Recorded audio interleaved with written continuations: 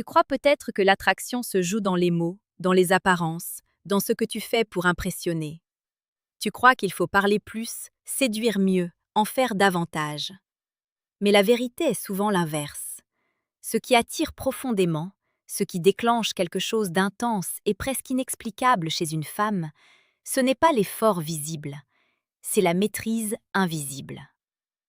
Il existe un comportement masculin qui ne cherche pas à séduire, et pourtant, il attire puissamment. Un comportement silencieux, presque imperceptible pour les esprits inattentifs, mais impossible à ignorer pour celles qui ressentent vraiment. Et ce comportement, les stoïciens l'avaient déjà compris il y a des siècles. Marc Aurèle écrivait que la valeur d'un homme ne réside pas dans ce qu'il montre, mais dans ce qu'il est lorsqu'il n'a rien à prouver.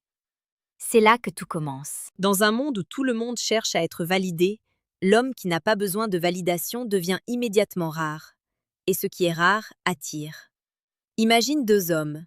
Le premier parle beaucoup, cherche à plaire, ajuste constamment son comportement en fonction des réactions. Le second est calme. Il écoute. Il ne cherche pas à convaincre. Il est là, pleinement, sans agitation intérieure. Lequel, selon toi, intrigue le plus? Lequel donne l'impression d'avoir quelque chose que les autres n'ont pas? Ce n'est pas une question de technique. C'est une question d'état intérieur. Épictète disait que ce qui trouble les hommes, ce ne sont pas les événements, mais le jugement qu'ils portent sur ces événements. Appliqué à la séduction, cela signifie que ce n'est pas la présence d'une femme qui doit te faire perdre ton centre. Si sa présence te déstabilise, tu lui donnes inconsciemment le pouvoir. Et ce pouvoir, même sans qu'elle en soit consciente, diminue l'attraction. Mais lorsque tu restes ancré, lorsque tu n'essaies pas de contrôler l'issue, lorsque tu es simplement toi, sans tension, sans besoin, tu inverses la dynamique. Tu ne poursuis plus, tu existes. Et c'est précisément cette existence pleine qui attire. Ce comportement masculin repose sur une forme de détachement. Pas un détachement froid ou distant, mais un détachement intérieur. Une capacité à apprécier sans dépendre, à désirer sans s'attacher aux résultats. Sénèque expliquait que celui qui est esclave de ses désirs perd sa liberté. Et un homme qui perd sa liberté perd aussi son magnétisme. Car ce qui attire, au fond, c'est la sensation de liberté que tu dégages. Une femme ressent inconsciemment si tu es en train de la vouloir, ou si tu es en train de choisir. Il y a une différence immense entre vouloir quelqu'un parce que tu en as besoin et choisir quelqu'un parce que tu es déjà complet. Dans le premier cas, tu cherches à combler un vide. Dans le second, tu partages une plénitude. Et c'est cette plénitude qui déclenche une attraction intense. Regarde les hommes qui marquent les esprits. Ils ne sont pas toujours les plus beaux, ni les plus riches, ni les plus bavards, mais ils ont quelque chose de stable, une présence, une forme de tranquillité intérieure qui ne dépend pas de l'extérieur. Ils ne réagissent pas excessivement, ils ne se justifient pas, ils ne courent pas après l'attention. Et paradoxalement, c'est cette retenue qui crée de la tension, de la curiosité, du désir. Parce que l'esprit humain est attiré par ce qu'il ne comprend pas immédiatement. Et un homme qui ne cherche pas à être compris devient mystérieux. Pas parce qu'il joue un rôle, mais parce qu'il est profondément aligné avec lui-même. Ce que beaucoup d'hommes ne réalisent pas, c'est que trop donner, trop parler, trop expliquer, tue l'attraction. Pas parce que c'est mal en soi, mais parce que cela révèle une forme d'insécurité. Quand tu es sûr de toi, tu n'as pas besoin de prouver, tu n'as pas besoin de convaincre, tu n'as pas besoin de remplir les silences. Et justement, parlons du silence. Le silence est une arme puissante, mais seulement lorsqu'il est habité. Un silence vide crée du malaise, mais un silence plein crée de la tension. Il donne de l'espace. Il permet à l'autre de venir vers toi. Un homme stoïque comprend cela. Il ne parle pas pour combler le vide, il parle quand c'est nécessaire. Et surtout, il sait écouter. Écouter vraiment. Pas pour répondre, pas pour impressionner, mais pour comprendre. Et dans un monde où tout le monde attend son tour pour parler, celui qui écoute sincèrement devient immédiatement différent. Mais attention, ce comportement ne peut pas être simulé durablement. Tu peux essayer de paraître détaché, de jouer le mystérieux, de contrôler tes réactions.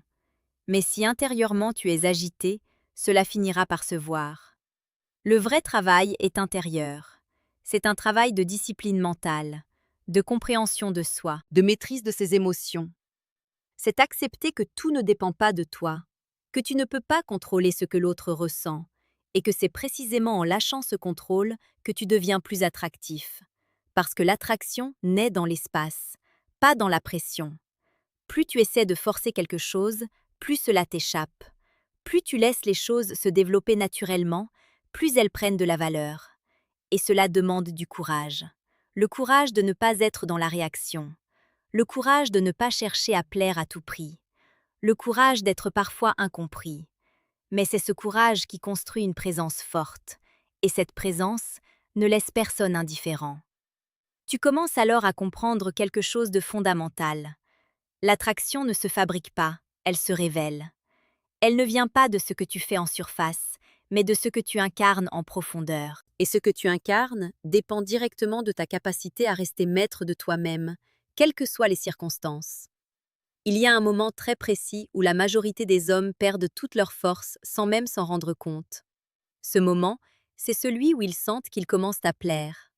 Dès qu'ils perçoivent un signe d'intérêt, ils changent. Leur ton change, leur posture change, leur énergie change. Ils deviennent plus insistants, plus disponibles, parfois même plus nerveux.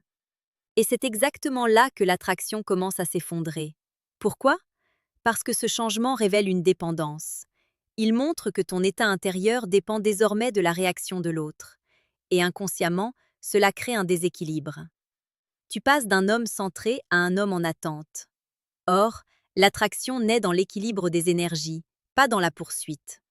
Marc Aurèle rappelait souvent que tu dois rester le même, peu importe ce qui t'entoure. Ni l'éloge ne doit te gonfler, ni le rejet te diminuer. Cette stabilité est extrêmement rare, et ce qui est rare attire puissamment. Imagine un instant une femme qui te teste inconsciemment. Pas de manière manipulatrice, mais parce que c'est naturel. Elle peut mettre du temps à répondre, changer légèrement d'attitude, créer une petite distance. Ce n'est pas forcément un jeu, c'est une façon de ressentir ton centre. Si à ce moment-là tu deviens anxieux, si tu cherches à compenser, si tu envoies plus de messages, si tu te justifies, tu perds immédiatement ton avantage. Tu montres que tu es affecté, et donc que tu n'es pas stable. Mais si tu restes calme, si tu continues ta vie, si ton énergie ne change pas, tu envoies un message silencieux, mais extrêmement puissant. Tu es déjà complet. Épictète disait que la liberté commence lorsque tu cesses de vouloir contrôler ce qui ne dépend pas de toi. Et dans la séduction, cela prend tout son sens. Tu ne contrôles pas ses pensées. Tu ne contrôles pas ses émotions, tu ne contrôles pas son rythme, mais tu contrôles ton attitude, et c'est suffisant. Parce qu'un homme qui maîtrise son attitude devient imprévisible dans le bon sens. Il n'est pas dans la réaction automatique. Il choisit, il observe, il agit avec justesse. Et cette justesse crée une forme de respect avant même de créer du désir. Beaucoup cherchent à être désirés sans être respectés. Mais sans respect, le désir ne dure jamais. Il s'éteint aussi vite qu'il est apparu. Le comportement stoïque, lui, construit les deux. Il construit le respect par la maîtrise. Et il déclenche le désir par la rareté. Prenons un exemple concret. Tu es en train de discuter avec une femme. La conversation se passe bien.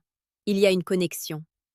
À ce moment précis, beaucoup d'hommes vont vouloir prolonger, intensifier, sécuriser. Ils vont écrire plus, poser plus de questions, essayer de maintenir le lien à tout prix. Mais l'homme stoïque fait l'inverse. Pas par stratégie, mais par compréhension. Il comprend que ce qui est bon n'a pas besoin d'être forcé. Il laisse respirer. Il ne cherche pas à tout capturer immédiatement. Il accepte l'incertitude. Et cette capacité à laisser de l'espace crée un effet puissant.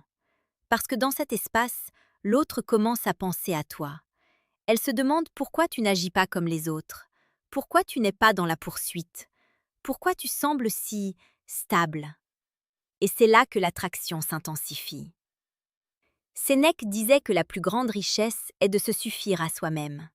Et dans le contexte des relations, cela devient une arme invisible.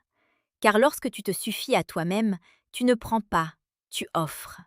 Et offrir sans besoin crée une sensation unique chez l'autre. une sensation de liberté, mais aussi de valeur. Tu n'es pas en train de demander son attention, tu es en train de lui donner l'opportunité de la mériter. Et cela change tout. Mais attention à une erreur subtile. Se suffire à soi-même ne signifie pas être froid, distant ou inaccessible. Ce n'est pas un jeu de pouvoir, ce n'est pas une stratégie pour manipuler.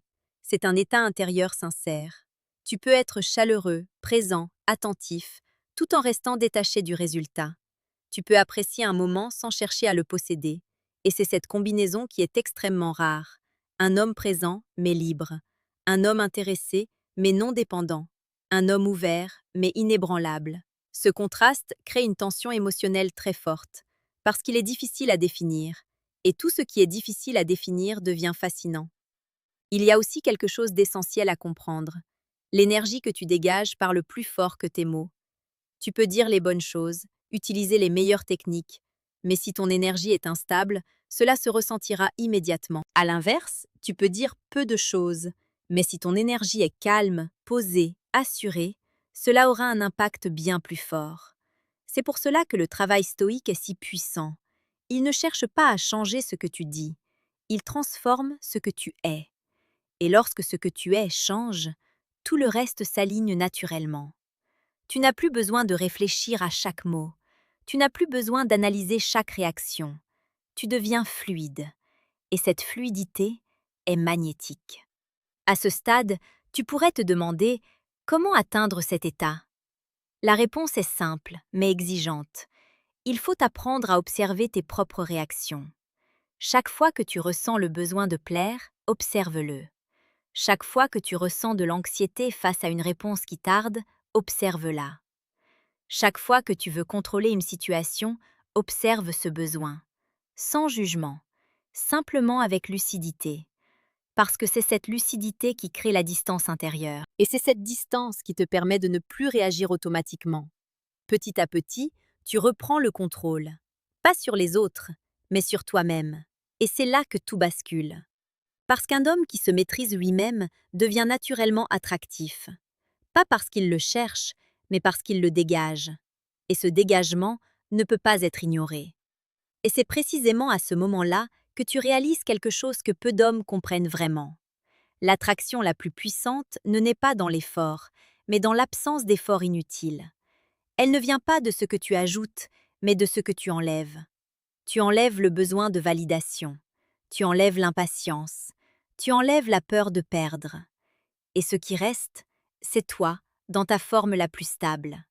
C'est là que ton comportement devient naturellement magnétique, parce qu'il ne cherche plus à obtenir quelque chose.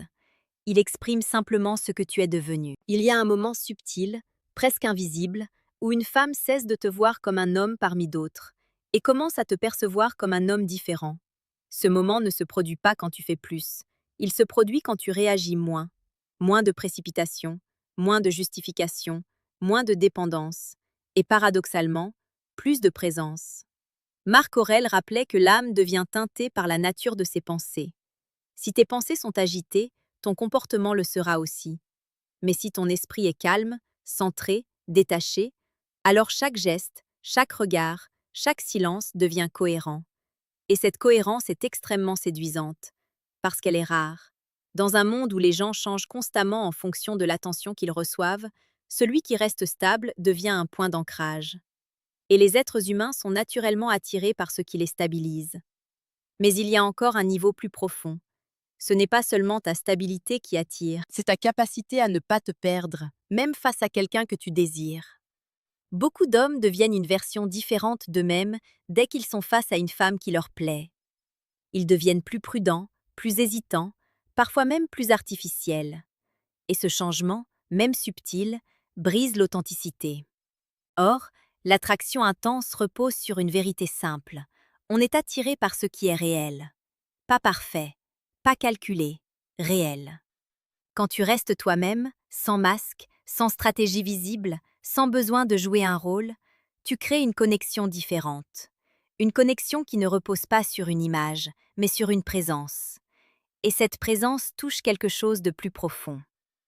Épictète disait que tu dois d'abord te demander quel type d'homme tu veux être, puis agir en conséquence. Pas pour impressionner, mais pour être en accord avec toi-même. C'est exactement cela. Tu ne construis pas ton comportement pour séduire, tu construis ton caractère. Et la séduction devient une conséquence. Parce qu'un homme aligné avec ses valeurs, avec ses principes, avec sa vision, devient naturellement attractif. Il n'a pas besoin de courir, il attire. Il n'a pas besoin de convaincre, il incarne. Et cette incarnation crée un effet puissant. Elle donne l'impression que tu es difficile à déstabiliser, que ton centre ne dépend pas des circonstances, que tu es solide. Et la solidité est profondément rassurante, mais aussi profondément excitante, parce qu'elle contraste avec l'instabilité que beaucoup ont connue. Il y a aussi une autre vérité que peu osent accepter. L'attraction augmente souvent dans l'absence. Pas parce que tu disparais volontairement, mais parce que tu as une vie remplie, une direction, des priorités. Tu n'es pas constamment disponible. Tu n'es pas en train d'attendre. Tu avances. Et cette avancée crée une dynamique. Elle montre que tu n'es pas figé, que tu es en mouvement, que ton existence ne tourne pas autour d'une seule personne. Et cela crée du respect. Sénèque disait que le temps est la seule chose que nous possédons vraiment, et que peu savent en faire bon usage. Un homme qui respecte son temps, qui ne le gaspille pas, qui ne le donne pas à la légère, devient immédiatement plus précieux. Parce que ce qu'il offre devient rare, et ce qui est rare devient désirable. Tu n'as pas besoin de te rendre inaccessible, tu as simplement besoin d'être occupé à construire quelque chose de plus grand que toi. Une vision, une discipline, une vie. Et c'est cette vie qui devient le socle de ton attraction. Pas des techniques, pas des phrases, pas des stratégies. Une vie. Une vie qui ne dépend pas de l'attention des autres pour avoir de la valeur. À ce moment précis, tout change. Tu n'interprètes plus chaque message. Tu ne suranalyses plus chaque silence. Tu ne cherches plus à deviner ce qu'elle pense. Tu es présent quand tu es là. Et détaché quand tu ne l'es pas. Et cette simplicité est extrêmement puissante, parce qu'elle libère.